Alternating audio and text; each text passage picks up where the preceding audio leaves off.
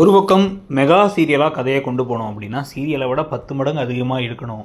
சின்ன சின்ன விஷயங்கள் கூட நடக்காமலே கதையை கொண்டு போகணும், ஃபில்லர் மட்டுமே வைக்கணும் அப்படிங்கிறதெல்லாம் சேர்த்து வச்சு தான் பார்த்திங்கன்னா இப்போ மகாநதி சீரியலில் இல்லாத எல்லா வேலையும் பண்ணிருக்காங்க. இப்போ நேராக சந்திரா திடீர்னு கிளம்பி யமுனாவோட வீட்டுக்கு போய் யமுனாவோட மாமியார்கிட்ட திட்டு வாங்கினதெல்லாம் ஒரு பக்கம்.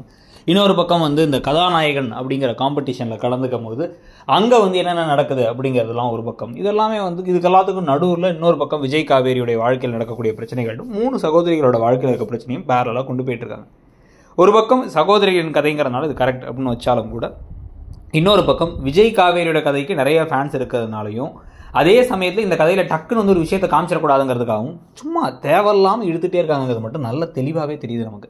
அதாவது 2 பேரும் ஃபோன் பண்ணும்போது ராகினி எல்லாத்தையும் டெலிட் பண்ணி விட்டாங்கிறது, இவர் லெட்டர் எழுதி வச்சார் இந்த காலத்தில் அப்படிங்கிறது, இங்கே வீட்டுக்கு வந்ததுக்கப்புறமா இவர் நான் அவ்வளோ மிஸ் பண்ணேங்கிறாரு. ஆனால் அதை தாண்டி உன்னை தேடி நான் உனக்காக தான் வந்தேன், உன்னை கூட்டு போகலான்னு வந்தேன் நான் ட்ரிப்புக்கு அப்படிங்கிறத இவர் சொல்லாமல் இருக்காரு.